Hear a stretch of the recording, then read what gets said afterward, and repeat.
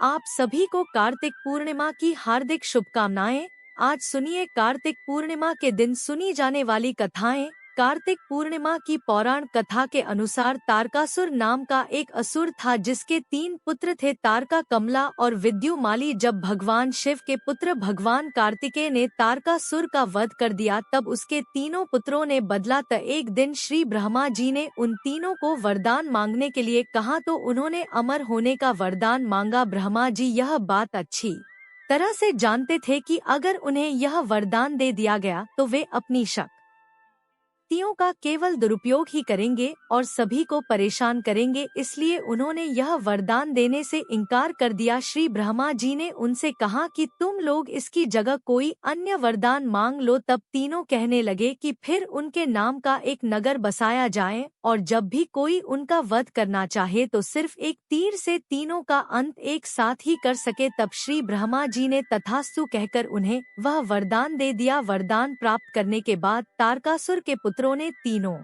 लोकों पर अधिकार कर लिया और देवताओं पर अत्याचार करने लगे। उनके अत्याचारों से परेशान होकर सभी देवता गण भगवान शिव की शरण में गए और उन तीनों का वध करने की प्रार्थना की। तब महादेव जी ने विश्वकर्मा जी से एक दिव्य रथ का निर्माण करवाया और सभी देवताओं ने अपना अपना अंश उस दिव्य रथ को प्रदान किया। तब उस दिव्य रथ पर सवार होकर भगवान शिव उन तीनों का वध करने निकल पड़े। देवताओं और राक्षसों के बीच भयानक युद्ध चल रहा था। युद्ध के दौरान जब तीनों राक्षस एक सीट में आए और जब अभिजीत मुहूर्त हुआ उस समय भगवान शिव ने एक तीर से तीनों का वध कर दिया। कहा जाता है कि तभी से भगवान शिव को त्रिपुरारी कहा जाने लगा। उन तीनों के अत्याचारों से मुक्त होने की खुशी में देवताओं ने देव दिवाली मनाई, दीप जलाकर खुशियां मनाई। इसी कारण से कार्तिक पूर्णिमा को त्रिपुरारी पूर्णिमा और देव दिवाली के रूप में भी मनाया जाता है,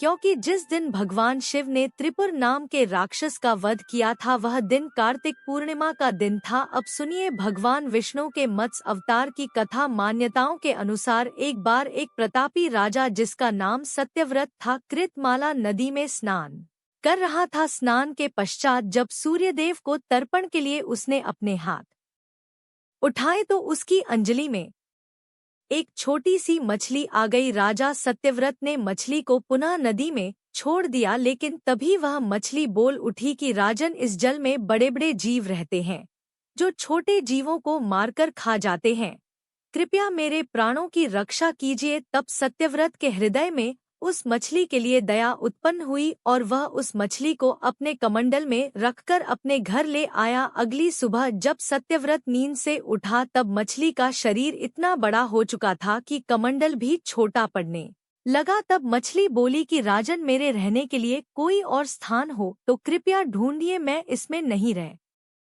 पा रही हूँ।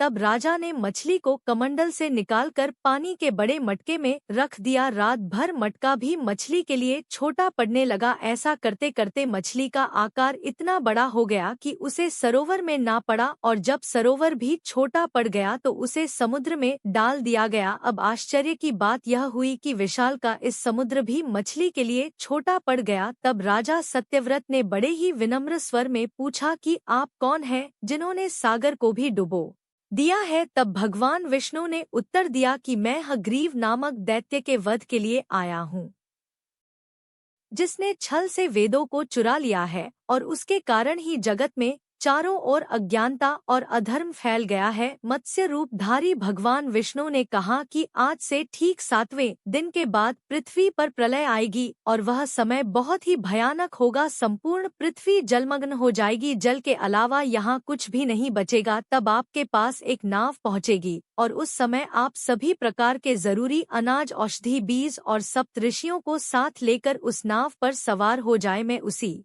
समय फिर आपसे मिलूंगा। राजा ने भगवान का यह आदेश स्वीकार कर लिया और 7वें दिन जब पृथ्वी पर प्रलय चक्र ने अपना आकार बढ़ाना शुरू किया और समुद्र सीमाओं को लांग कर सबको जलमग्न करने लगा। तब उसी समय सत्यव्रत को एक नाव दिखाई दी। आदेश अनुसार सत्यव्रत ने नाव में सत ऋषियों को सम्मान पूर्वक चढ़ाया, साथ ही महत्वपूर्ण अनाज औषधियों को भरकर सत्यव्रत भी उसी नाव पर सवार हो गया। सागर के वेग के कारण नाव अपने आप चलने लगी। चारों ओर जल के सिवा कुछ दिखाई ही नहीं दे रहा था। इसी बीच राजा सत्यव्रत को मत्स्य रूप में भगवान दिखे और भगवान से आत्मज्ञान पाकर राजा सत्यव्रत और सत ऋषि धन्य हो गए। जब समुद्र का प्रकोप शांत हुआ तब भगवान ने हयग्रीव का वध कर सभी वेद वापस छीन दिए और ब्रह्मा जी को वापस सौंप दिए। इस प्रकार भगवान विष्णु ने मत्स्य रूप धारण कर वेदों का उद्धार किया तथा प्राणियों का कल्याण किया। कार्तिक पूर्णिमा के दिन ही मणिकर्णी का स्नान भी किया जाता है। विश्व की प्राचीनतम नगरी काशी का मणिकर्णी का घाट सभी घाटों में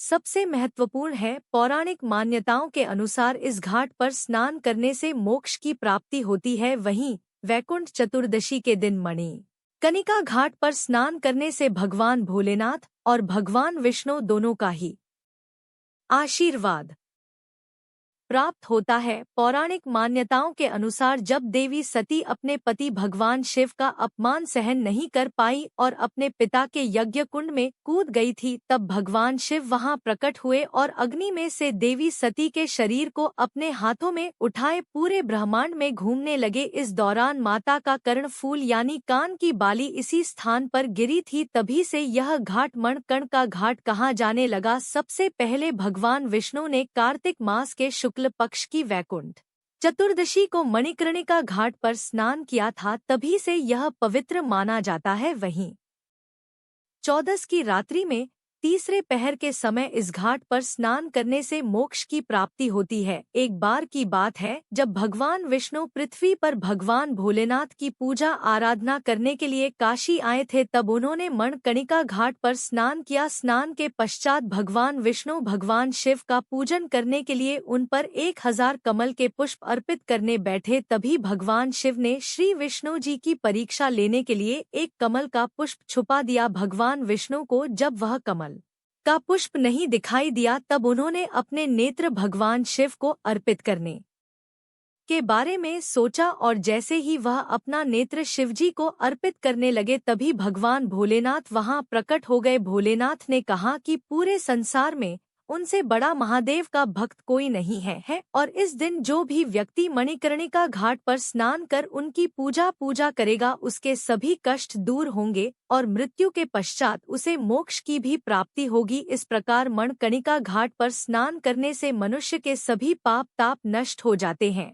इस घाट पर हिंदुओं का दाह संस्कार भी किया जाता है। ऐसी मान्यता है कि मणिकर्णिका घाट पर अंतिम संस्कार करने से सीधे स्वर्ग की प्राप्ति होती है और इसीलिए इसे मोक्ष दैनी घाट भी कहते हैं।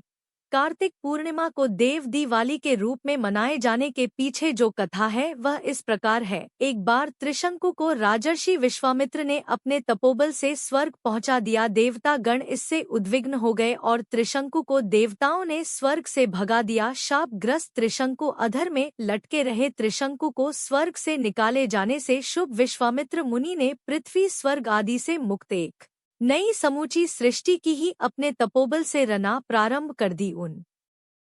होने कुश मिट्टी ऊंट बकरी भेड़ नारियल कोहड़ा सिंघाड़ा आदि की रचना का क्रम प्रारंभ कर दिया। इसी क्रम में विश्वामित्र मुनि ने वर्तमान ब्रह्मा विष्णु महेश की प्रतिमा बनाकर उन्हें भी अभिमंत्रित करके उनमें प्राण फूंकना आरंभ कर दिया। अब तो सारी सृष्टि डावाडोल हो उठी, चारों ओर कोहराम मच गया। तब हाहाकार के बीच देवताओं ने मुनिवर विश्वामित्र से ऐसा न करने की प्रार्थना की। तब महर्षि प्रसन्न हो गए और उन्होंने नई सृष्टि की रचना का अपना संकल्प वापस ले लिया। देवताओं और ऋषि मुनियों में प्रसन्नता की लहर दौड़ गई। पृथ्वी स्वर्ग पाताल सभी जगह इस अवसर पर दीपावली मनाई गई। यही अवसर अब देव दिवाली के रूप में जाना जाता है।